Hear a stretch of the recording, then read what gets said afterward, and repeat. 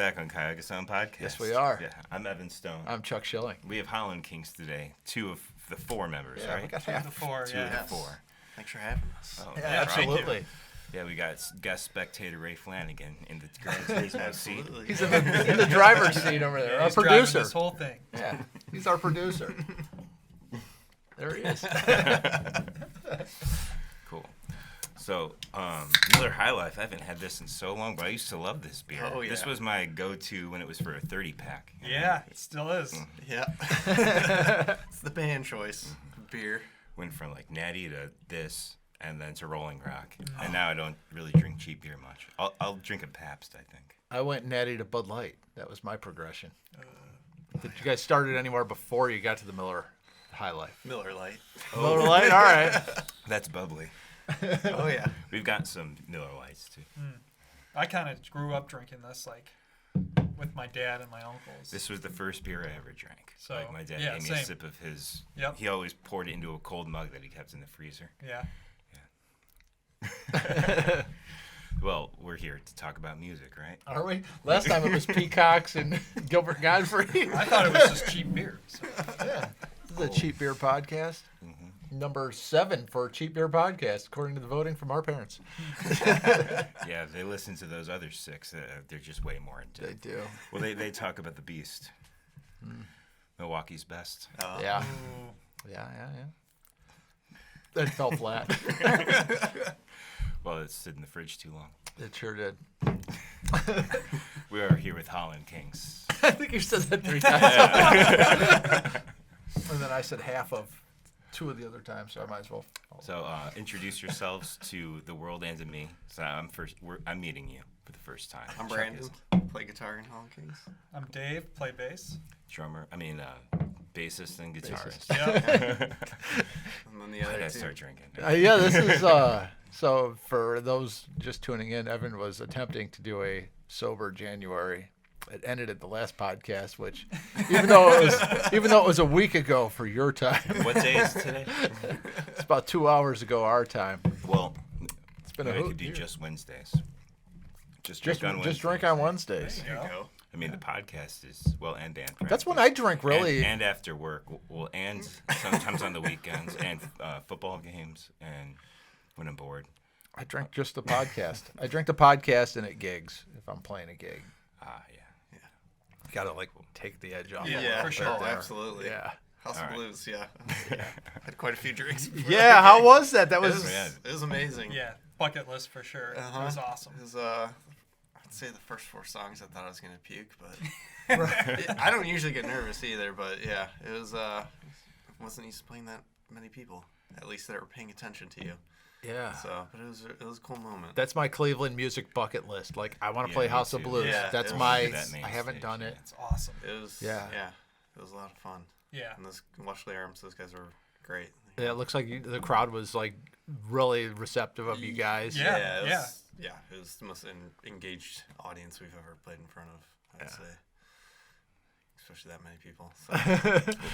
Yeah. How'd that come about? That you was there submissions or did they call you up? So I saw they posted their fall tour, and I knew they were gonna have that show booked, and they hadn't announced it. So I went on their website and found their booking agent, and I emailed them, and then I emailed the Summit, I emailed Brad Savage because I knew they were presenting it or whatever. And then just got an Nice. email in October. Well I didn't done. think we were gonna get it because I emailed them before, and it might have been a different booking company then, but yeah. So it was Just paying attention and hustling. yeah. Yeah. Well, That's what I we've like Keys to doing. success. We've gone to that show at least 3 times. 2 or 3 Two or 3 times, like, because they hold the show every year. It's always right after Thanksgiving. It's like when they come back from whatever tour they're on or whatever, they always come back and play that show. So it's like we've gone there and we've seen them, and we're like, man, like it kind of was full circle, like that we got to play it. It was really cool. Yeah, because So- this is like one of the first local Cleveland bands that I picked up on before we were getting into the scene and everything, and I was like, oh shit, these guys are phenomenal. And yeah, Max and I were super into them, and we'd see them all the time, so it was cool. Open for them, and they're super nice. Yeah, Cool. super chill, down to earth, like no ego, just come up, talk to you, shoot the shit. Mm-hmm. Really friendly. I met those guys once in like 2014 when they were like first like breaking out of Yeah. here, and that's when I was first breaking into here. Mm-hmm. Yeah. And, I'll always remember them, and that vibe. I think his name's Sam, right? Yeah. That he sent out, like that was inspiring. Just one conversation with him. Yeah, super nice guy. Great guitar player. Yeah, cool. So, what about you with guitar, man? When did you get going? I started when I was 19, so it was, 11 years ago now? Yeah, 11 years ago. And John Mayer was, like, the guy I heard, and I was like, yeah, okay. I was kind of into guitar. My friends were playing. It was freshman year in college and stuff. I was, like, trying to find something to do after high school because I was a runner, and it was just kind of like, I need something to do. And then I just became obsessed with it. Started taking lessons for a few years, just learning some music theory. Were those the Continuum days? Yeah. Yeah.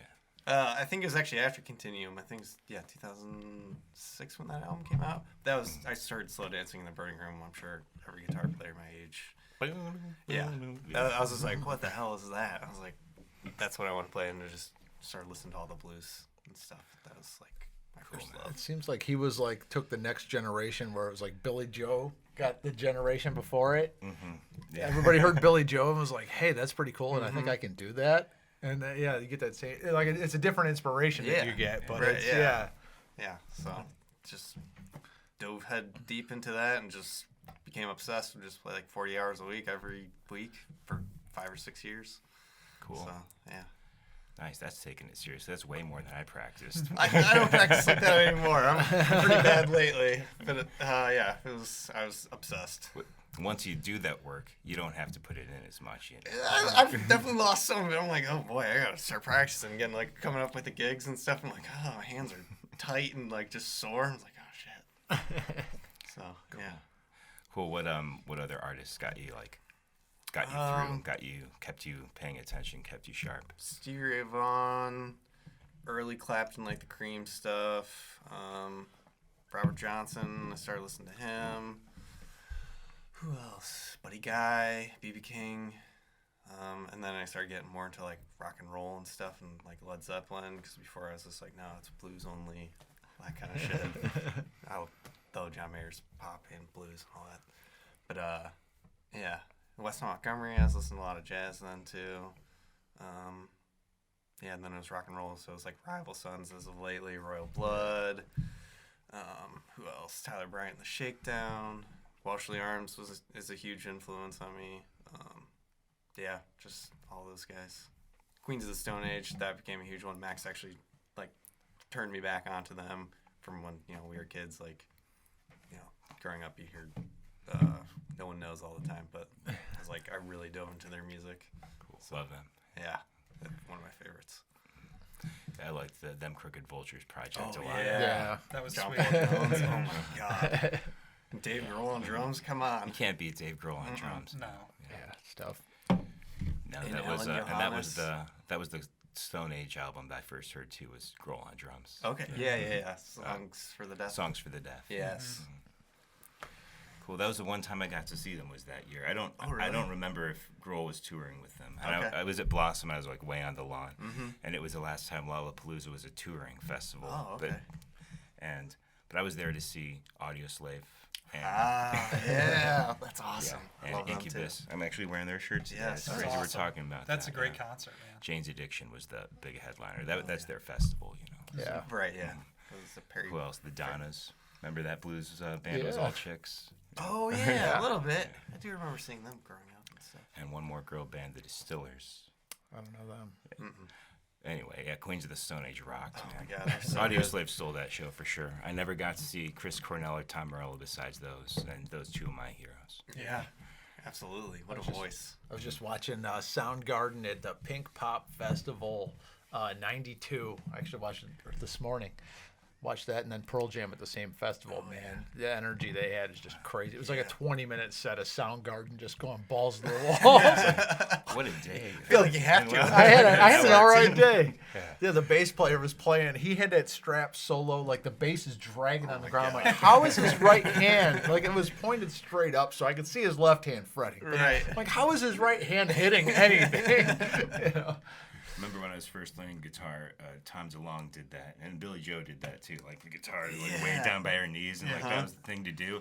I think that's what gave me scoliosis. You ever see Buckethead play with like the bungee strap? No, I've never No, seen Yeah, never like seen he'll that. get it bouncing while he's doing my a solo. gosh. It's like Oh, nuts, that's cool. man. I saw him playing with like Guns N' Roses. That Yeah, wasn't he version their- of Guns N' wasn't he Roses. their guitarist at one point? Yeah, Yeah. No shit. yeah. It was that was a crazy time. I saw that version of Guns N' Roses with Sebastian Bach from Skid Row as the opening act. And then he came out and did a duet on My Michelle, the Guns N' Roses tune. And they were like, Axl and Sebastian were trading vocals back and forth. No shit. It was cool as hell. Yeah. That's awesome. It's always fun when one of the bands joins the other band and then back and forth. Yeah. Right. I love You, that you shit. don't see that with Axl happening. Like I was not expecting Axl to have a friend. Or show up to the gig on time either. Right? Yeah. Well, it started late. It started late, and like I remember, like the staff that was there, we had to ride an elevator up to where our seat was at the queue or whatever the hell it was called at that point in time. But yeah, Gun Arena. they're like, yeah, they just told us to expect the show to not start until 11:30. Just right. expect that. You They know, gotta like, tell them it's like 2 hours ahead. Yeah. You know.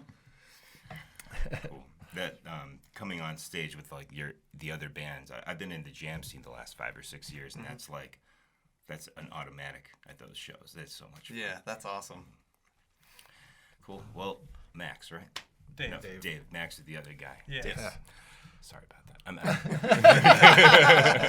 out. Dave. Dave, how about you? Same question. I kind of messed around with guitar a little bit, like in high school and like college, just a little bit. Nothing serious until I really got to know him and the other guys, and that was, I don't know, we were working together, and he's basically like, "Hey, I'm putting a band together. We need a bass player." I'm like, "Well, I don't really play anything," and he's like, "You'll figure it out." So that was basically Nice. my introduction. That was in like what, 2016? Yeah, 2016. And then, yeah, 2017. Yeah. So the first band was like us two. Max was playing drums. We had our other friend Tyler was playing guitar, and then his girlfriend at the time was playing guitar and vocals. And I was like, I had no idea what I was doing, Like I had no theory knowledge, nothing. Like no technique. It was bad. I mean, but you got to start somewhere, I guess. And yeah, I think I was using. But the friendship was there, right? And so Oh, yeah. that's a lot Yeah. really important to keep a good band going. Yeah. So Yeah. you'll figure out the music. Now I just Right. want to hang out every Right, weekend. yeah. I think that's how 90% of bass players get their gig. Yeah. It's I mean, like, hey man, I we need used a to I need a bass. bass player. Oh yeah, I used to play guitar. Maybe I could figure that out. Well, yeah, there's a guitar in our office, and he could strum some chords. I'm like, yeah, you can figure out bass. My first band, it was like, hey, you got a younger brother, right? We need a bass player. Right. We're teaching him how to play bass. There you go. Eric, here you go. Yeah, yeah.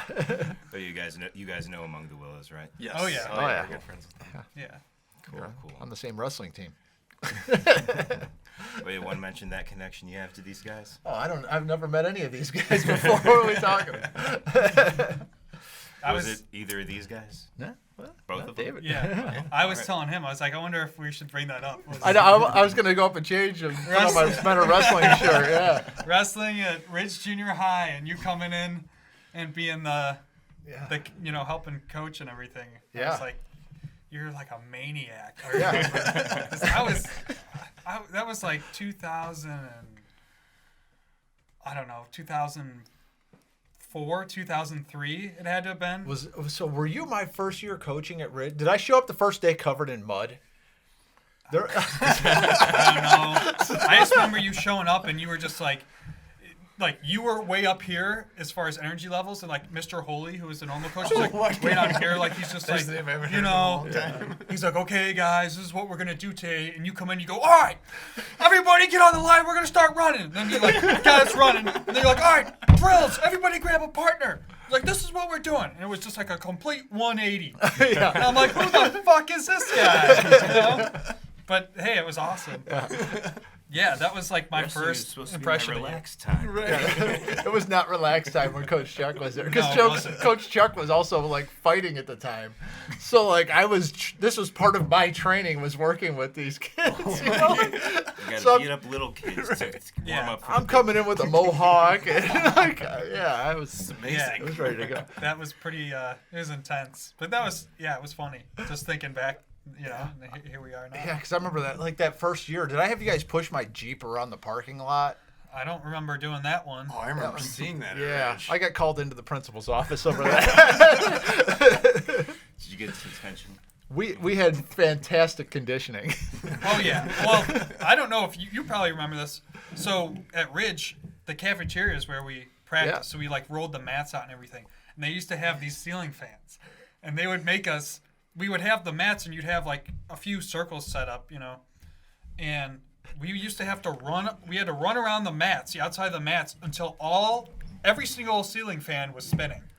We had to run until we created moved enough Hey. fucking air to get all of the ceiling fans moved. You made them do this? Coach Schilling raises champions. I'll never forget that. You talk about conditioning. This is why he's a great bass player. And now. you did it. Like, Yeah, because they're like, we're not leaving until We're not leaving. every single ceiling fan in here is moving. That was the start of practice. We don't start practice. all right, where'd you get these ideas? I also wrestled at Ridge, but the ceiling fans, I noticed like third day of practice when I was coaching there, I'm like, we got like 4 fans out of 6 spinning. So like if we're working hard, I think we can get all the fans moving. And like, I remember cheering you guys on, being like, we got 5, we got 1 more. We're like, come on, everybody's busting their ass. And we had one bigger guy. I remember his name. I don't know if I should say it, but like he didn't have, like he was big, for the time. And like we tried to get him going because he could move more air than anybody else. So we're like cheering him on. We're like, come on, man. Like, let's go. And he's dying, and like, I think I weighed like, I don't know, 75 pounds at the time. Like I was a little guy. Yeah, because you were wrestling 80, right? I think 80 was the lowest weight class. Yeah, at that I was point in wrestling time. the lowest one. I mean, I was Yeah. tiny. So I'm like, I had enough energy to do it, but I'm like, I'm not moving any fucking air. Like, we need the big guys to get going, I used to always start off like every season, and I would do like the most grueling stuff. And I would start like the first couple practices, I would just watch. And I waited for one of the 7th graders to be like, Coach, why aren't you doing this? Because then that was my trigger. And like all the 8th graders would go, no! Because I'm like, all right, today we're going until I'm tired. Oh, no. And I'd get the fans moving myself. And like, Oh, it was, I had a blast doing that. It was And so that much kid fun gets stuffed coaching in a them. locker later. Yeah. Yeah, it also helped make sure that everybody, like, any problems were taken care of amongst the team, and I didn't have to deal with them as a coach. Like, if somebody was slacking and not causing the fans to spin, I'd just say the fans not spinning. They could figure out the rest of why they weren't going. Who's not running hard enough? Move your ass. And I'd just keep staring at that fan while they made the other guy go. So were you guys winners? We did well. We did I well. think I had a winning record, at least. Like, I don't know. I only wrestled like the 2 years in junior high. I didn't. Good I didn't job. go into. Makes I didn't winners. go into high school. So. Yeah. Wrestling and Rush songs. Yeah, we were jamming some Free Will before. The man with the producer, Ray Flanagan. How's the levels, Ray? Trying to get this Thrustmaster going. This is probably our most bizarre day of episodes, but it's a lot of fun. Well, hopefully this is the new standard of bizarre. I wasn't I'm having a lot of fun. I am. Yeah, we called Ray at the last minute. Yeah. Well, that's right. Yeah, because we were supposed to have you last week. Yes. Yep. And so we'll move it to next week. But I Everybody guess got the flu? Yeah, that's Yeah. all right. Yeah. I'll make I drive from Menor every 2 weeks. And that's why we make it every 2 weeks, because the drive sucks. The drive does I'll suck. come down again. Well, let's try to make it 2. And I asked like 100 people, and then I asked Ray.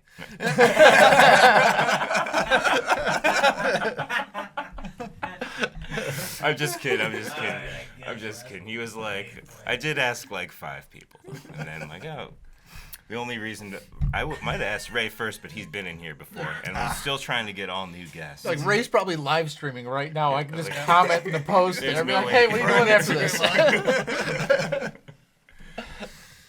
Cool. Yeah. Well, we're booking all the dates for the next 3 months. Sorry, That's I'm making him a exciting. little bit crazy.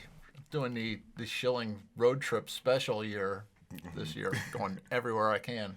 Nice. Where are you Making going it- next? Chicago next week. Cool. Or maybe. No, Hawaii would be the week after that. Or, Ooh. Oh, I thought Hawaii. Oh, right. Okay. yeah, Chicago's Hawaii. next week. Do you have a United card? No. No, I I guess gotta- you need this credit card, and you get free flights apparently. They sent me a thing today. Today only. It's not free, but it's 12,000 miles to go to Hawaii, which is normally like 100,000 miles, 70,000 miles, somewhere in that range. You So it's get 12,000 miles. So, and I'm like, I have way more miles than that. So I think I'm like, Evan, I know we have stuff booked, but I'm we going to might have to reschedule. Hawaii. See ya. But I can go to Hawaii for free. Yeah, there you go. That's awesome. Cool. I'm hopefully going on some vacations this year Yeah. too. I only went on one last year, and it's making me a little stir crazy staying in Ohio. Hanging out Go with to me. West Virginia sometimes. That's where my girl's from, but it's not the same as going to like the beach or, Right, the, yeah. or Yeah. like the Rockies. You know. Yeah. Yeah. What part of West Virginia? A few places. She like grew up all around there. She's from this most southern part, I guess. Oh, okay. But before she moved to Cleveland, she lived in Beaver, which is like where Salisville was the other one. Okay. Central, yeah. Nope. Very small cities. Like Yeah. you never see anything like that. Well, sometimes in southern Ohio, you get it like that. When Yeah. it blends into West Virginia, you can't really tell. Yeah. I got some family. But yeah, down the mountains and the forests are great out there. I love hiking, and so like you don't get anything. There's a few places maybe in Ohio that are as good as West Virginia. Yeah, not many, but a few. Yeah. Just got to listen out for that banjo. Hey, we're bringing banjo into one of our tunes that we're at Lava Room right now. Oh, yeah. Our bass player gives it to the mandolin player, and the saxophone player too, the guy that puked on your lawn. Yeah. And picks up banjo oxidation. And that would be the reason why we do not have a Rust Belt Ragtops Yeah. podcast. That was a train In wreck. the archives. So, yeah, maybe we'll release it as a special edition one. There you go. I have it saved. Exclusive to Patreon members. was Once we started Patreon. That was quite a show. That was quite a show. So how did the band come together? So Max and I had, Dave, Max, and I, we had like that other group that kind of What dissolved. was that group called? We didn't even have a name. It was just honestly we were trying to get together and it just never came to fruition. Yeah, we had a few practices. It was like and once a month. I don't know. We were kind of all bouncing around. We were practicing and everything, and I don't think we even played out, did we? No, never. Yeah. Because Max didn't want to play drums. He wanted to sing and play guitar, obviously, because that's his love. And we didn't have a drummer, so I was like, Max, you gotta play drums. He's like, I'm not doing it. So that dissolved, and then Max and I started doing like an acoustic electric duo. I'd be on electric guitar. He'd play acoustic and sing. We were just doing covers. And then I was like, we gotta start a band. So we started a band. That's when I was like, hey, Dave, you're gonna play bass. And then Max reached out to Nate through Facebook. Yeah. I think he was actually trying to get. Was it you? Uh, Or no, Cody. He was trying oh, to yeah, get my Cody. brother That's Cody, right. yeah. He was So, trying yeah. to- he was trying to get Cody, and Cody's like, that's not my vibe. Yeah, 3/4 of your band wrestled for me. Nate and I actually during those crazy days, I remember taking him and I think Eric, my youngest brother. We went out to Sam Ash Music, and I had this Jeep that. Well, the reason I asked you if I was covered in mud because my first day coaching at Ridge, my Jeep was stuck in the mud all day. Like I installed a winch in the bog to winch it out. Yeah. And I had no time to change or shower before wrestling practice started. So I literally like walked in covered. I look like Swamp Thing, just covered in mud. I'm Coach Schilling. Yeah. I wonder if that's streaming anywhere, man. I haven't seen that in forever. A Swamp Thing. I'll have to look for it. But yeah, so yeah, 3/4 of the band used to be wrestlers.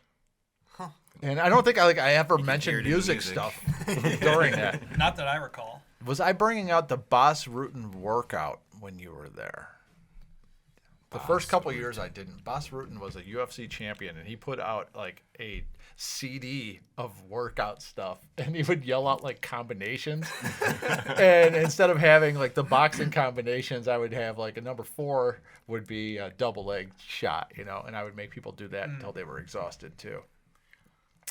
I toned down as I went on. Yeah. I don't know. I'm trying to think. I mean, that was a while ago. I think Yeah. I know that move. It's like R1 triangle down. Something like that. Yeah, down, down, and then you got to hold A and then do a full counterclockwise circle with the left hand.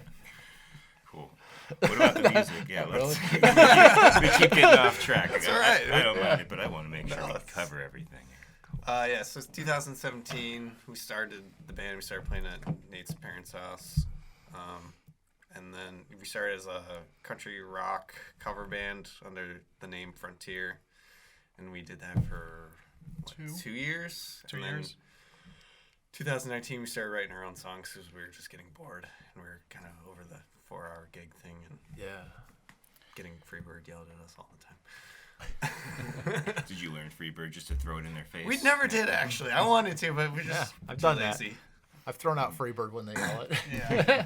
All Just right. keep playing it and Yeah. playing it. Yeah. Or like 2 Like the seconds rest of of the it. night. There you go. So yeah, we were like, oh, let's try the original music thing, and then we started writing songs, and we got a handful of them written. And Max wanted to record in the basement of the band house that we had because three of us lived together. And I was like, no, let's go record Jim Stewart. He did Bolshoi Arms stuff, or has worked with them or whatever. And that's kind of how that all started. And we changed the name in 2019 before we released music to Hollin Kings because Frontier was too generic. And, Yeah. Yeah.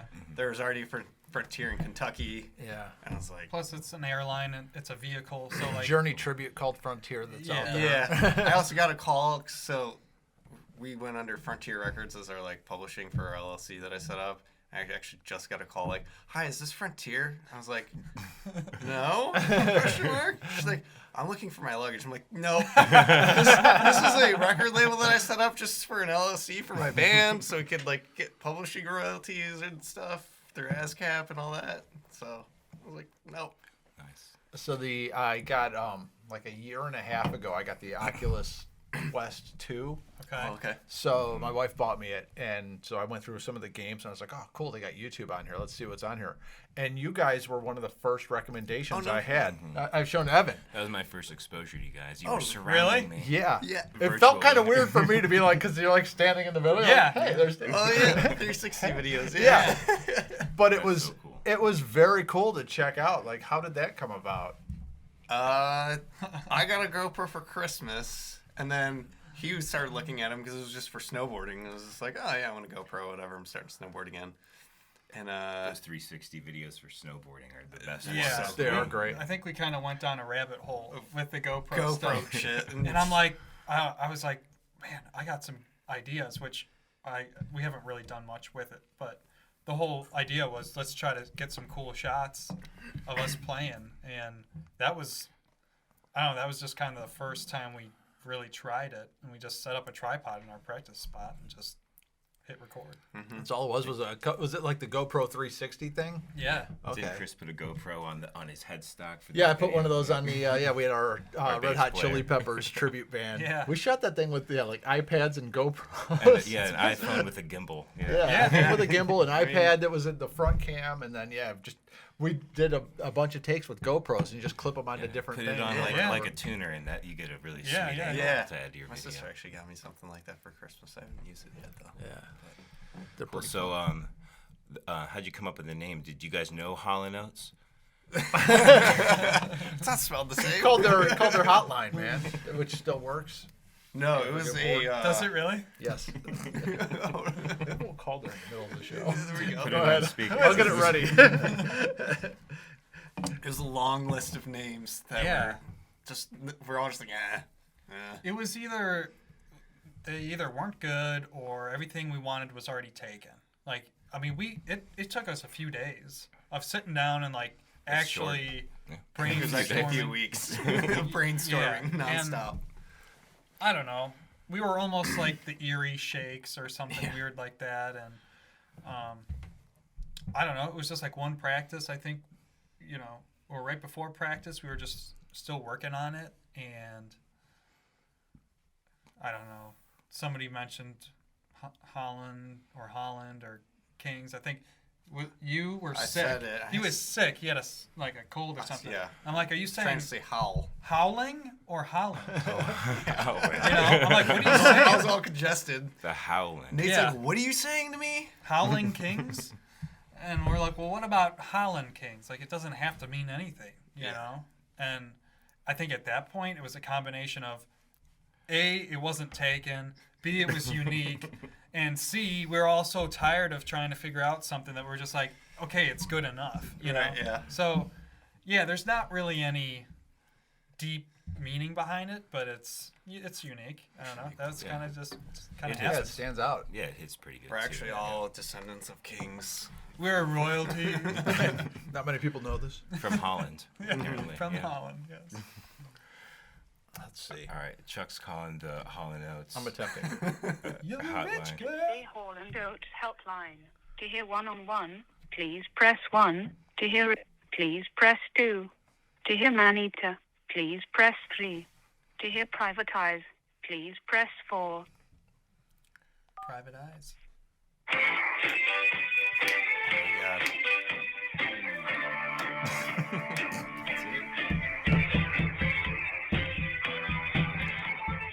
There you go. All right.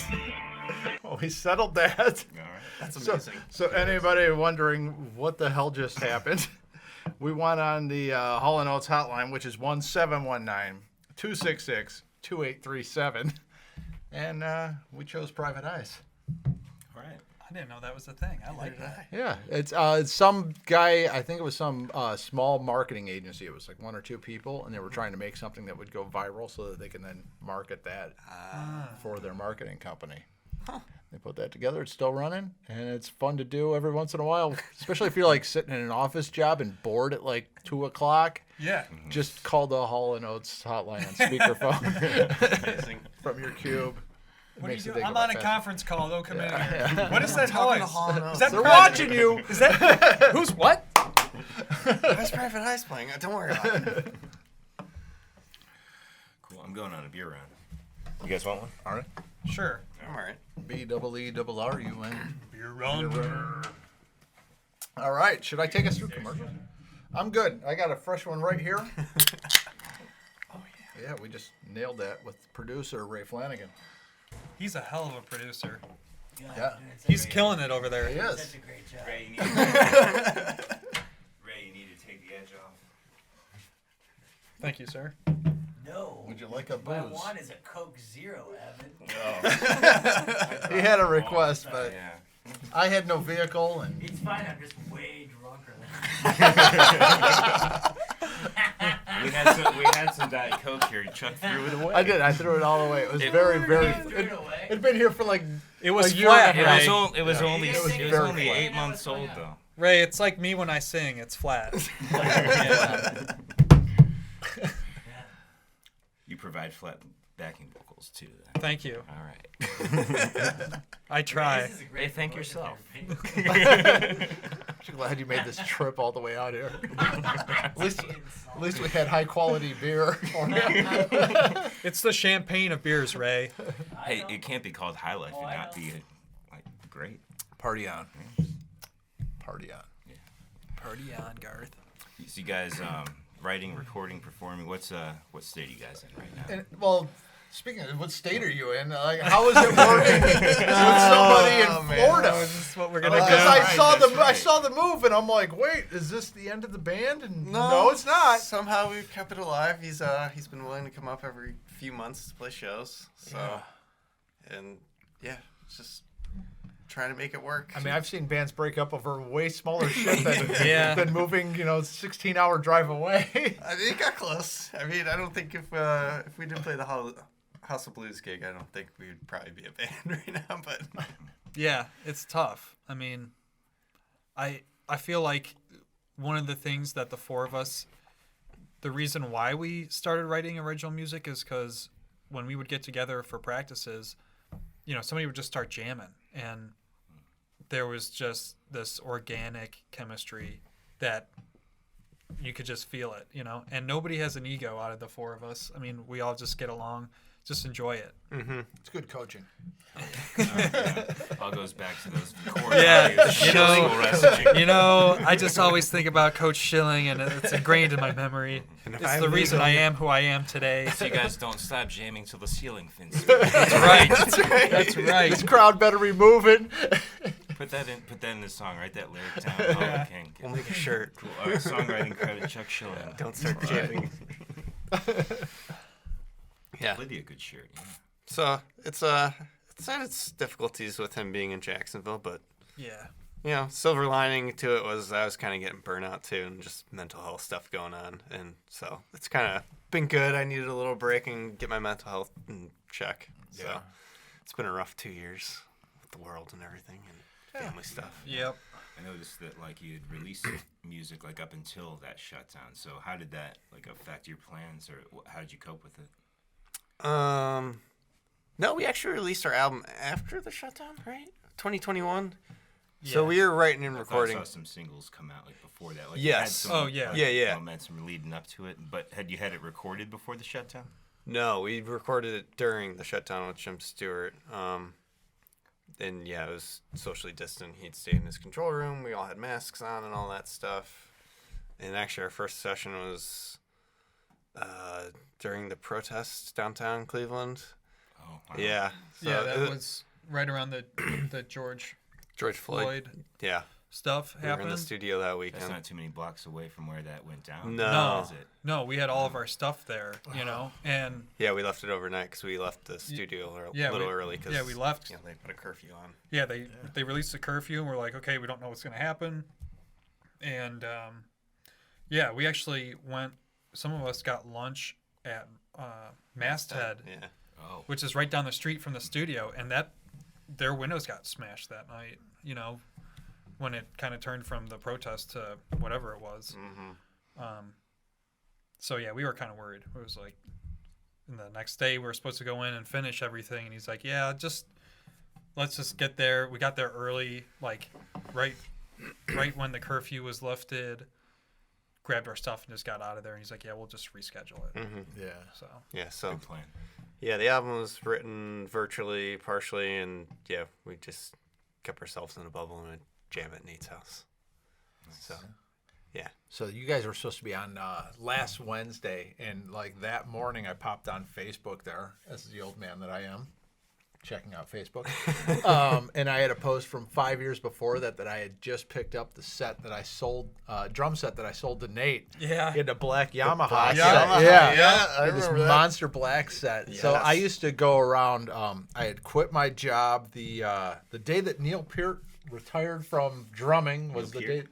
Yeah, it was the day you don't that know Neil Peart? I've never heard of this guy. was the day that I left my job that I was at for like 18 years. Wow.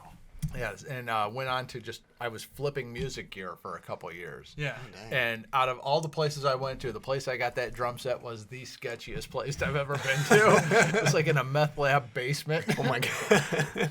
Yeah. The years of fighting paid off where I was like, all right, I'm gonna go in this basement, see how it goes. But Yeah. I saw the picture on Craigslist and it just said drum set. $600 or something like that. sure. I'm like, that looks like a vintage recording custom Yamaha, like a real good deal drum set. And those look like 26-inch bass drums. And I went there, and that's exactly what it was. But it was the sketchiest place I've ever been in my life. And I went to some. Do you ever think what? about who That's they second stole them sketchiest. from? Second sketchiest place. They'd been in that basement. I think they moved there, and those drums were already there. Oh wow. I think that's what they happened. just didn't know what they had. Yeah, like because they were like 1983 Yamahas, and unless you know. Right, yeah, I wouldn't know. It was one of those things. Actually, the sketchiest place I went to was it was like down the street from where those girls were kidnapped and kept in the basement Oh, in Cleveland. That was a weird neighborhood. Seymour Avenue. Yes. I was like 2 doors down from that. I bought a Ray's very familiar with Seymour Avenue. That was an assistant. Man, I produced that show too. no, that's not right. That podcast is in the dark web. This is being It was archived. hosted by Gilbert Godfrey. I picked Reference last episode Yeah. to get that laugh. picked up a 1982 Gibson Explorer E2 curly maple top. That was a very cool guitar, but I was like, I've never booked out of a place faster in my life. It was like tucked behind a bunch of guns. Oh, Okay, so I'm like, yeah, that looks like a guitar. Thanks, I'll see you. Bye. But the Yamahas was the second sketchiest place I've ever been to. Where was this stuff on? Like eBay or It's all Facebook? Craigslist. Craigslist. So like Yeah. I spent like a good year and a half, maybe 2 years of literally I had a page open of Craigslist that was like anywhere. It was all the cities within 2 hours of here. Sure. And I just literally I had an alarm for every 5 minutes to hit refresh. And I would just hit refresh and then just email That's people. where you found me my 50s road worn strap. Yeah, right? that's You- worth you like sent- triple what you paid for it now, right? Yep. I found a lot of really cool gear though, like for dirt cheap. I found this Sonar drum set that was like, it was so nice that when I put it on Reverb sent it out in their email to everybody. Like, look at this amazing thing. Oh my Wow. gosh. And that was one where I got to the guy's house. That was in Columbus. I picked it up. It was this beautiful Sonar set that was rosewood interior and exterior. So like inside and outside, a stack of cymbals. It was so thick, I had to make 2 trips up the stairs with them because they were so heavy. shit. And original stands and everything. And the guy's like, you know what? I'm moving to North Carolina tomorrow. This stuff needs gone. How much do you want to pay me? And I had just gotten a minivan, which like held a ton of shit. Yeah. So I came home with a Roland electric drum set, this Sonar drum set with cases that was like brand new but it was from the 80s.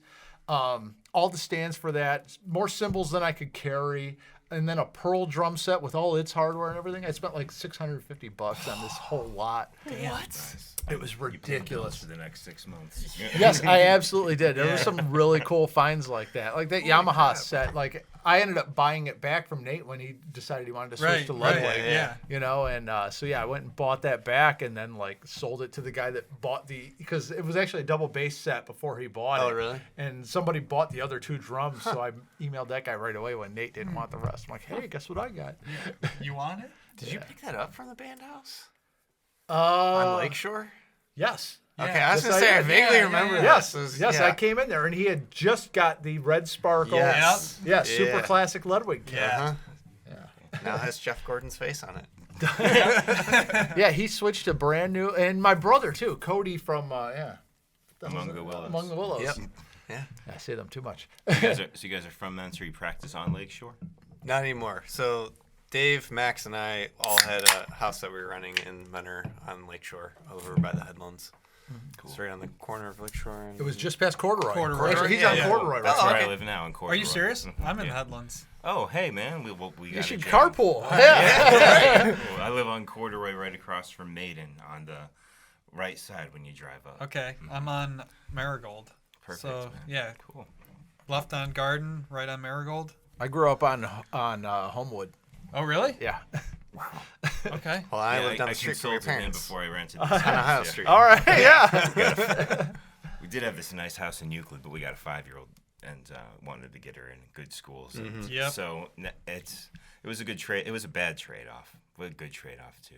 Had a house right on the lake, but now we have a house right by the school. Now you can watch as Jones Drones puts up his drone from your old yard every day to show you the sunset. That's right, Mr. Dressel Jones from Jones Drones.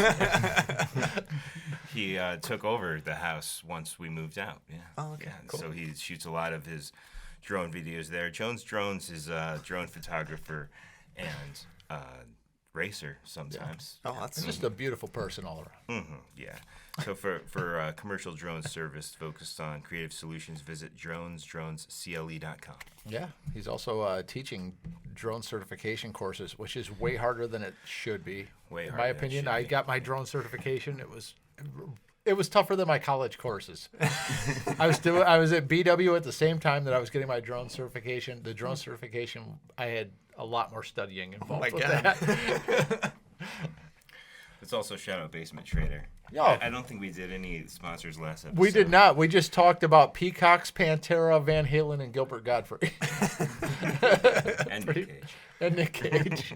That was the whole last episode. That was a lot of fun, though. It was. Yeah, Chuck Kaminsky, Basement Trader. Why don't you Basement take this Trader. one? He just got Aria guitars now available because he was doing the Nashville Guitar Works. But he has Aria guitars and basses now he can order for you brand new. But he's in Paynesville, right on Chestnut Street. If you need setups or anything, he has super quick turnover time. Does an awesome job. He's got a lot of cool like vintage and some new gear now too. But he's got like a 75 5 P bass in his basement right now. That's pretty darn cool for Basement Trader. It's got Bartolini pickups added into it and flat wounds. I played it a couple weeks ago. It was fantastic. Unfortunately, I'm in love with my P bass that I already have, so that's kind of sticking around. But check it out. He's actually got it posted on one of his 2 reverb shops. The one is strictly basses and guitars. And it's caused some controversy as he's posted it on the Ohio Gear Traders, one of his Hello Kitty guitars, that people think he's crazy because he's asking $700 for it, but they're selling on Reverb for over that. What? Which makes no sense. But yeah, these Squire Hello Kitty guitars, yes. The sky's the limit with those. I guess I should have bought some way back when. Well, if you want one, Chuck Kaminsky, the Basement Trader, is the man to see about Get it that. now. Yeah. Get it now. He's got a black one with the kitty-shaped pick guard. Going fast. Sick. Yeah, and after you check out those 2, don't forget to check out rootsofamericanmusic.org. Which our producer, Ray Flanagan, just did a drive to raise, $500 for them? Yeah. Yeah. 10? 10. He's giving us the 10 sign. I thought if I put both my hands up. Oh, 55. 5,500. 5,500. All right. 5 times 10, but I only have 2 hands. That's 500. Yeah. That actually equals 50. 550. Got it. I didn't go to college, so. Ray raised some money for the Roots of America Some money at rootsofamericanmusic.org. An unknown amount of money. from an anonymous donor and our anonymous producer. Yeah, and don't forget about Brian and Emily Klemonik, owners of Enlightenment Event Lighting. We have to get more cards from them. We have one card. Well, we it's can't lasted give us this weeks. one out. Yeah, Evan, do you like the sticker collection that we've got going yeah, it's on? starting to come Do together. you guys have stickers at all? Yeah, we Mail- should have mail brought. us stickers. I meant to bring them too. I messed up too. I was just in a rush, but I was gonna tell you Yeah, we should have I brought some forgot. stuff. You were for 'em. listening to Rush and you forgot? Is that what you said? That was the one they got here. Yeah. Yeah. Cool. And Listen, CLE. listen to CLE. They hosted the badass New Year's Eve party that I saw little clips from. I mean, not unfortunately, but I was playing that day, so I couldn't make it there to see Ryan C. Manatee. Seacow. Ryan Seacow drop as it hit midnight. But I was working on my truck the last 2 days, changing timing belts, which took me way too long because I'm old now. So I was just on Spotify with the Listen CLE playlist. And I was going with chill because I didn't want to strip any bolts or anything while I was in there. I was just going methodical in my mechanical skills there. Did you hear any bands that we need to all know about? I had way too greasy hands to go touch my phone to see what who was is- playing. Yes. But there was a lot of things where I was like, all right, this is pretty cool. But Nice. yeah, I could not You guys multitask. involved with those playlists? Spotify? I think we were on Listen those. CLE. Listen I think CLE. we were on those at one point. I'm not sure if it's still on. Mood-based playlists. Yeah, they have mood-based All playlist. artists. What is Love, Groove, Energy Boost, Chill, which was my working on the vehicle. Your choice. Kirby Fuck It is the name of the vehicle we've got out there. Yeah. The Feel Good, Misery Loves Company, Rock Out, Night Driving, and Acoustic Cuts. They also did a holiday mix that was pretty darn cool. Yeah. And they have a database set up for musicians such as yourself or our producer over there. He may be on there. But the database is basically a spot for your EPK so that venues can find out who you are and what your needs are for a show. So you Write can put that down. any outlets. I'll remember it. Take a Listen CLE card. They Take actually the- have- take the last one without our you cheat just can't sheet take the on cheat them. sheet. But we'll have to hit them up again. Yeah, but we had them episode 9, and we're at 59 now. We still don't memorize just 9 things. I'm might. never going to memorize We it. never tried. Yeah. Let's get some flashcards. We'll flashcards. You should just write it on the wall back here. We should. Oh, yeah. Yeah. Or We've just, got nothing over there. We got the Rickenbacker, which Yeah, and the pretty Harrison. yeah. Yeah, Well, if you had a And I lo- I half-decent love your producer, he straps, could too. he could just hold the cards up behind us and flip them so you could read them and not skip a beat. I think you need a new producer. No, he's doing too much work back there as Yeah. it is. Somebody's got to watch the thrust. That Thrustmaster gets out of hand, everybody's getting that thrust.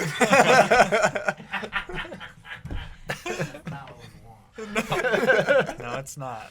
So we were on gear before we slightly transitioned into our sponsors. So We did. let's talk about the gear you guys use. Yeah. Yeah. Yeah, let's start with Dave. Yeah, go for it. All He's right. got the cool stuff. So I have, as far as amps go, I start with the Rumble 500. So it's a Fender, it's a combo. And I bought that right after I bought my first bass, which was a Fender American Jazz bass. And I mean, I don't know if you want me to go into depth about how I got it and everything, but As deep as you want to go. Yeah. That's what she said. so obviously I was playing like, I think it was Max's Max's old Old Ibanez Blue. barely worked. Red. Like, setup was awful. Then and, project needed soldered. Yeah, it was just a piece, you know. I've done it on stage to a bass. Oh, have you really? Yeah. Amazing. And so I'm like, all right, we're gonna start this band. So I was like starting to get serious about it. I'm like, okay, I should probably get an instrument. So I'm looking. I'm like, I don't know what to get. Kind of came to the conclusion that either a jazz bass or a P bass, you pretty much can't go wrong, you know. So we went to Mayfield. We went to Sam Ash. And I'm looking around. My budget was like, I don't know, $500, you know, like I didn't want to spend anything. I had no money at the time. Like I think we had just like started working like full-time job out of college, like no money. And I'm looking around. They have a nice, it's American made, sitting on the wall. The guy's like, you should play this one. I'm like, okay. And it was like $1,200. And I'm like, this is double what I was going to, you know, spend. And I'm playing it. I'm like, damn, it sounds good, you know. And so I go over. I'm like, okay, I got to think about it. And I go find him. And I'm like, I like this one, but it's like $1,200. I'm like, it's way out of my price range. He goes, well, I'm not going to tell you how to spend your money. But it's like an investment. It's a really good instrument, and it's like an investment. And I was like, well, what the hell, you know? I'm like, I don't know. I always go back to him saying, I'm not going to tell you how to spend your money, but, you know, I ended up buying it. He's not wrong though. Like I if know, you buy yeah. a good quality instrument and don't overpay for it, Yeah. you're solid. Like you'll be able to get very close to that. Yeah. Afterwards. If you need to get rid of it, it's like Yeah. just putting money over here for a second. Yeah. For like 5 years or so. Yeah. you know? Yeah. That's the way I A look lot at of it. times, I a lot of 100% times look at it it that turns way. into I a also savings just love account and you buying get more out of it. We'll see. Yeah. So that was, yeah, first amp and first bass were Fender Jazz, American made. and Sunburst? Sunburst. Yeah. Beautiful. And then the Fender Rumble 500, the combo. And then just I guess being at the band house and everything, like these guys are all gearheads, like it's kind of sick, you know. And I'm not anymore. I've recovered. Sure. yeah, okay. But I don't know, I just started looking at basses like, you know, and Kings of Leon's like one of my favorite bands, and Jared plays the Thunderbird. You know, he's got like a white one. He's got a few of them. And I'm like, that thing just growls like in some of his songs, you know. And I'm like, I started looking at those, but those were like almost double what the Fender was, and I'm like, I can't spend that kind of money on it. And I just kept checking online, like kept checking reverb, that kind of stuff. And then one came up and it was like a demo model, you know, so they knocked like a few $100 off of it. And I was like, all right, screw it, I'm just going to buy it, you know, same kind of thing. At this point, I was pretty much hooked. Yep. And so I bought that one off Reverb, like without ever playing it. Like I'd never even picked one up. So that was probably dumb, but I don't know. They fixed it up and like did a whole setup on it and everything, and they send you pictures, all this kind of stuff before they send it to you. So that was cool. And then Is that your go-to now on stage? so if we're doing originals, it kind of depends on the song. Like we have a few songs that I drop. So the jazz bass I actually keep in like it's a half step down, and then I drop the low E so it's C sharp. And then for anything standard, I play the Gibson. Cool. So That's interesting. I've always wondered how interesting to see how you choose what's in standard, what's in E flat. Like, is it singer range? Sometimes, yeah. Max like to complain about. yeah, I think he dictates. singers? He dictates a lot of that. Yeah. Right, and we're always like, oh, really, Max? Yeah. But no, and it definitely has a sound. I mean, I like E flat tuning and stuff. It's Yeah. Van Halen. Jimi Hendrix, yeah. Yeah. Green Day. What? Shouldn't be the same sentence. That was my first. If you band that I learned practice, their I stuff. was just did that filling gig on New Year's, and I was playing Longview, and like practicing it in standard just felt wrong. Like it just was not. It's not I the didn't same. know they played in E It's not- flat. I didn't know that. It's not the same. Their first 3 albums was Oh. all in E flat, or at least their first 2 was E flat.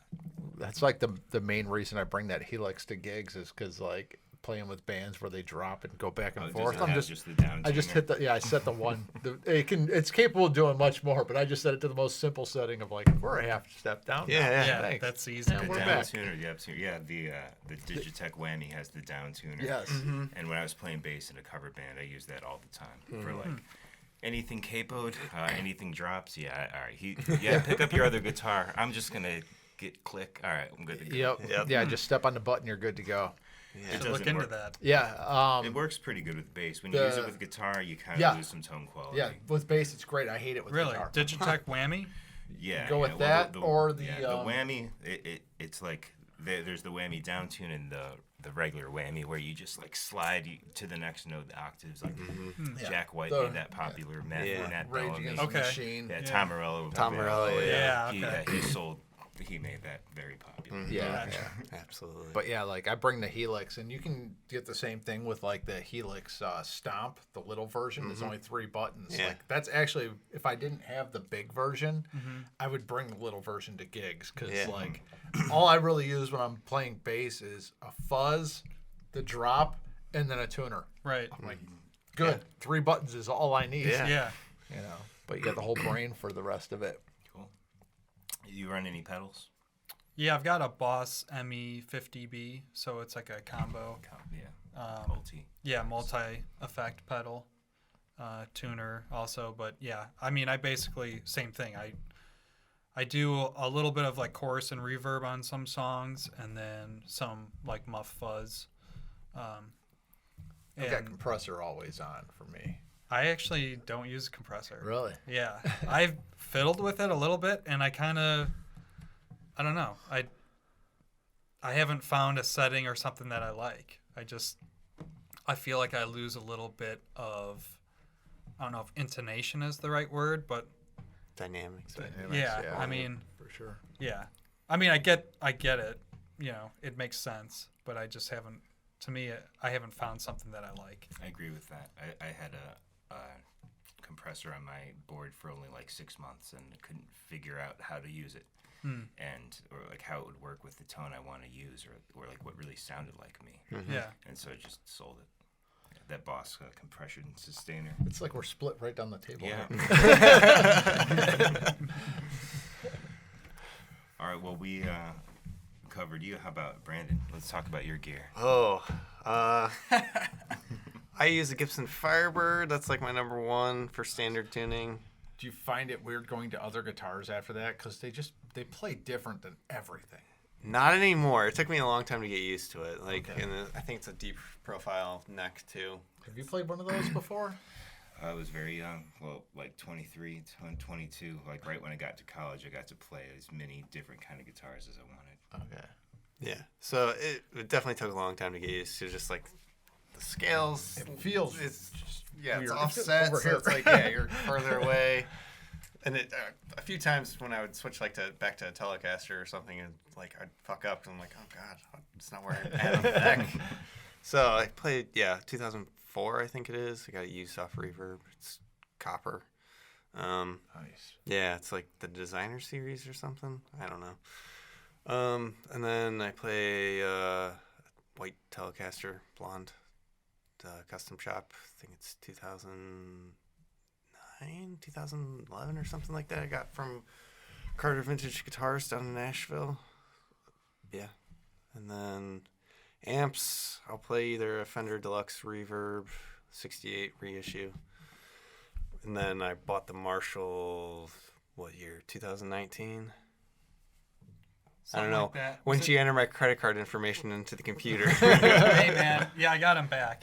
Yeah, he got me back for the whole jazz bass situation. I was like, I really want this, but me and my girlfriend had just got an apartment. I was like, I should save money. She's not going to like me buying an amp, all that crap. Well, I'm not going to tell you what exactly. Right. You do. So, and we worked together, and so, like, I had to pull it up on Sweetwater, and I was like, maybe. And then I come back, and he's sitting in my chair typing in my credit card information. And he's like, listen, I'm not going to tell you what to do, but Yeah. all you have to All you have All you to have do to is do hit is enter. I had the mouse on the button. I'm like, all you has to do is click. Like, everything was in, you know? Yeah.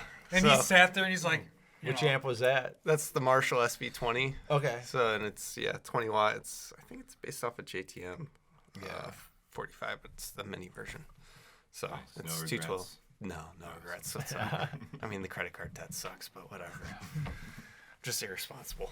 It's only money. I'm going to Chicago Music Exchange next week. Oh, and I'm man. kind of like, well, this is going to be fun, but this might be painful. Right. You have to call me when you're there. I'll give you my credit card. Oh, man. I'm super excited to go there. Like, I know it's going to be cool. Like, are you guys familiar with the place? Oh, yeah. Never been, but. I haven't either. I've actually never like been to Chicago besides O'Hare. You know? Oh, really? Like, I've only been in the And airport. layovers. Yeah. Yeah. So.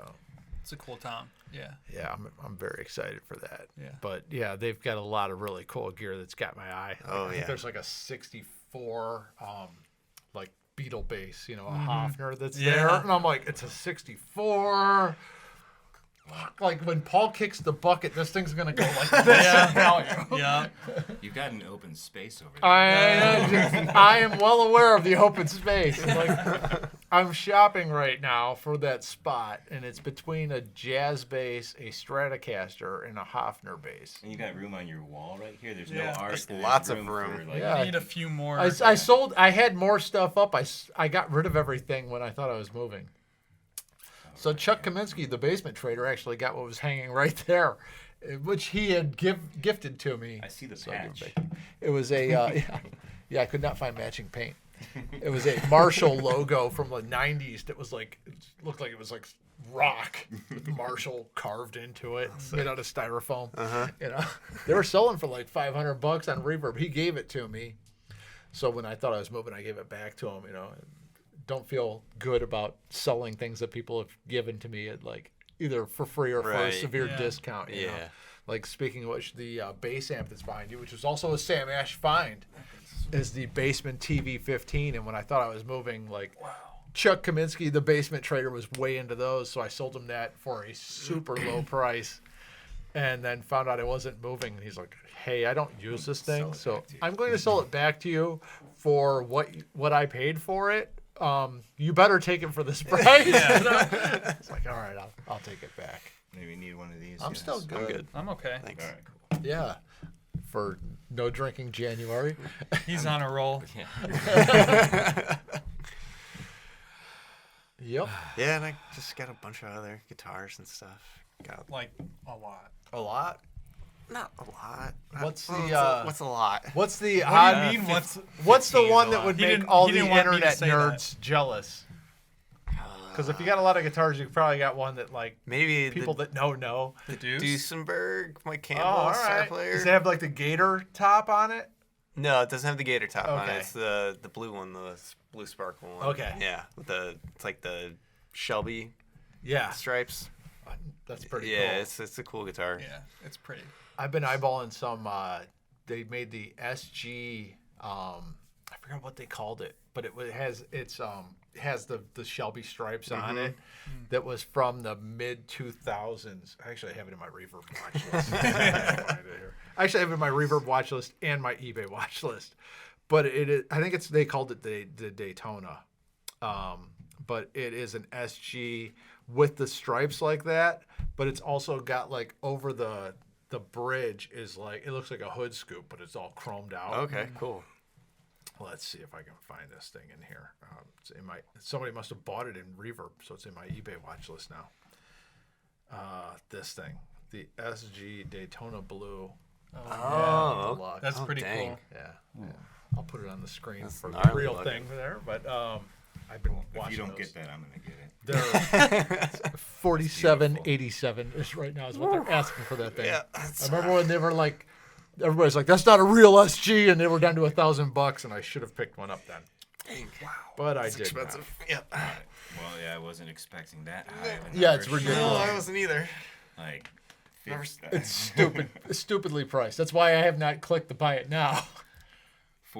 47. $47.87, but it has free shipping. In it. Oh, Oh. that's always good. Yeah. Okay, I'll take Freight's it. We included. should do Worth this. it. We should have on the show be like, what's in your Reverb watch list? Yeah. I deleted Reverb for a reason. Did you? Yeah. Really? I'd get drunk and buy guitars like an idiot. Like in my early 20s. Yeah. Like, I want an ES335. My credit card debt looks fine. Okay. Wake up the next morning like, oh shit. If you buy well, it's not terrible. I still have the 335. He also threw a drumstick at it. The Rosewood Telecaster that Evan was playing when you guys came in, like that was a buy where like literally. Actually, we were What, talking they about make the 100. we were talking about airline miles before. I yeah. bought that because I needed to spend $3,000 to get airline miles. I signed up for a card, and you had 3 months to spend $3,000 to get 100,000 airline miles. Wow. And that guitar came out like right after I got the card, and I was like, I kind of like that. And it's this is full an easy rosewood, $3,000. Yeah. and they're not going to make any No. more rosewood guitars. they're Like, not. there's all kinds of issues I with like rosewood, that. That's pretty. and so I bought it, and right away, like, they made 100 of them. Super heavy. It's chambered. It's, Oh, okay. It's fantastic. Right. That's my favorite guitar, and I have some excellent guitars here to choose from. Yeah. But that's my favorite guitar right now. That's Right now. So you go to CME. Yeah, I bought it to sell it, and that's the only guitar that I've gone up and told my wife, like, if I go to sell this, you delete the thing and tell me I'm not allowed to sell it. Like, I saw you post that. I was like, ooh. yeah. I also posted the Rickenbacker bassist right next to it. I saw, and yeah, fell I in saw love with that that too on too. Facebook. I was like, I really I want post that some cool stuff Yeah, sometimes. you do. And I was like, and then I saw you take it down or something. Yeah. And I was like, oh, okay. The stuff that bugs me is the stuff that sold before I like had the sense to take it down. I sold a 64 SG that was just perfect. Oh, dang. And a 64 Vox AC30 that I actually, when we get done with this podcast, I'm probably going to email the guy I sold it to see if he still has it. Because I'm searching for another one. There's a guy in Michigan that has one, but That's cool. maybe I should just delete Reverb. So what's on the horizon for the Hollin Kings? We got the March 3rd gig now at the Beachland Ballroom with Modern Electric and Jack Harris. That was supposed to be December 23rd. Does Modern Electric have a member that lives out of town too? I'm not sure, actually. I don't know. I remember that their drummer used to live in Denver and fly in for shows. I wonder if that's still the case. The drummer, his wife is actually my fiance's and I's photographer for our wedding and stuff. So I think they do live in Menor, if I remember correctly. Cool. So yeah, Everybody in Menor. everybody's in Menor. Cool. Well, we need to get a jam night going in Menor then. Yeah, that'd be fun. It's better in Menor. Yeah. So My they say. garage is open. And all my gear's in there. Oh, my basement's open too. Yeah. All right. Where would you have a jam night in Menor? My house. Yeah. Your parents' house? We don't have across the street. We don't have the band house anymore. Yeah. I Your mean, parents' house is across the street. No, my house. Yeah, I live my across the street parents. from his parents. Oh, Yeah. Yeah. Like diagonal or whatever. All right. Yeah. Yeah. Right over there. See Eric all the time. Yeah. Wave. Eric got a new bass. Yeah, I heard. He bought a Vintera jazz bass and Shoreline Gold. Yeah. oh, He's getting used to the tuners or the old school reverse tuners. So like he goes to tune up and he's like, oh shit. Yeah. Every time. Oh yeah. Oh, it used to be opposite. I didn't know that. Yeah, I yeah. didn't know that either. Yeah, it's a 60s jazz bass. It's pretty cool. Yeah. I'll have to see it. I think the inspiration was I brought the Rickenbacker over and he's like, oh, this is nice. Because I hooked him up with his first bass, actually, that he was Okay. playing, that Squire. He had a Squire, like, P it's bass. like a PJ combo with a Okay. jazz neck. Because he told me, he's like, I got to learn how to play bass. I need to find a bass. Find me one. So I was like, hey, here's a great price on something. It looks exactly like what you're looking for. So I sent him the info. It was a Craigslist thing. He emails the guy, and it turns out they work together. They both work for Classic. That's right. I remember Yeah. He said that. And the one dude's at like Mazda, and he's at Chevy. Yeah. They're Yeah. across the street from each other. Yeah, He's like, drive "What?" across the Yeah, street and pick it it's up. in the car. Yeah. Yeah, drove right over. But he'd been playing that forever, and then he played the Rickenbacker, and he's like, "Oh, this is what a real bass feels like." Like, yeah, I mean, yours is nice. If you get a good Squire, Oh, they're absolutely. great. Yeah, You know? no, for there's sure. You just got to Any play them. price, I think yeah. you like play them Gotta before find you the buy right one. Yeah. Yes. Matter of That's- fact, Eric's also playing like this Van Halen inspired Strat that I gave to him. Oh, 'cause really? He was looking for something. And that was a 50s like reissue Squire. Oh. And the neck on that thing is absolutely fantastic. Hell yeah. I'd put it like I had a custom shop Strat at the same time, and I preferred the Squire neck. It was Yeah, like a I mean, closet classic Strat. Yeah, it doesn't matter price point. You can find a good guitar, and you can find bad guitars that are super expensive. Yeah. And vintage ones that suck. If you want it to sound really good, use your fingers. Yeah. Practice. Nice setup and fingers. See Chuck Kaminsky about that. Chuck Kaminsky at Bass Bin Trader. He does all my setups. Yeah, I don't think I've changed my strings in like 3 years, because he does them all. I hope I remember how to do that Spoken shit. like a true bass player. I just don't change my strings because I'm lazy. Bad about that. Let's get back. Elixirs. Tell us more about no. that Beachland show. Yeah, Beachland March 3rd. I think that's a Friday. Yeah, it'll Yes. be in the ballroom. Yeah. So that'll be the next show, and then we're gonna start working on new music this year, and hopefully get in the studio with Max, whether he records down in Florida or something, like virtually do vocals and whatnot, or it comes up here and figure it out. Do another 360 video. Oh, Not enough people are doing that. oh, we got them. Okay. We got the House of Blues ones. Oh, I'm- sweet. I gotta splice them all. I was actually trying to download it. Where'd you have the camera? It's like between Alonzo, who played keys that night with us, and Nate. So yeah, Cool. Yeah, you can see the audience in the Yeah. back of our heads and see Nate. Nate's the funniest drummer. He's so expressive. yeah. Yeah, very expensive. So, Oh, he got good on drums so fast. dude, He's phenomenal. I love his drumming. It's Yeah, just he's a great drummer. Like he came over here when he bought those drums. He's like, I've been playing for like a year and a half, and he started like playing. I'm like, bullshit. You've been playing a year and a half. You know? Like, I feel like that's half our or 3/4 of our band started late compared to like most people. It's like I didn't start until I was 19, and then he didn't Yeah. start until what, mid-20s, Yeah. 24, 20 25, Yeah, 20. or 26. It might have been 26. Yeah, and then Max has been playing since birth. Yeah. So I and he- popped in and saw you guys someplace on Vine Street. I think you were opening for another band, and I saw you for the first set. And this was a time when Nate had the black set. I'm trying to remember. It was if you're coming from Menor, it would be on your right hand Where's side the down venue Vine you Street. did on Vine Street? Garage bar? It was down past like Diamondback. It was. Was it Pacers? Pacers? It might have On been. Menor Ave? Yeah. No, this was definitely on Vine Street. Past them. And I think Towards you guys. the lake from Diamondback? Yes, and I think you guys were just doing like the first set. I don't even think you guys were playing the whole show. Was it opening for Pieces of Eight? Maybe. That's my uncle and my dad's band. Okay. Pieces of Eight and Lakeside Brass. Oh, okay. I think I know. What I you're talking popped about. in. Yeah, Nate was playing the Black Kid at that point in time. I popped in and like you guys were playing, and then Nate did a solo, and I'm like, "The fuck, dude's been playing a year and a half, and like, just ripping off these triplet fills that are just total Bonham-esque stuff, Oh yeah, he loves Bonham. Yeah. That's for sure. It's about time to wrap up here. These have been some wandering podcasts. They've been fun though. Yeah, Yeah. This is how I prefer them. Yeah. All right, new concepts coming to the podcast. We're moving up to number 6 on our parents' list. Yeah. I think that's all just due to your producer. Yeah. Yeah. Oh yeah, Mr. Ray Flanagan. Give Give it Right. up for Ray Flanagan. Behind the controls. I mean the steering wheel. I mean, the Thrustmaster. The man behind the Master. wheel. The man behind the Thrustmaster.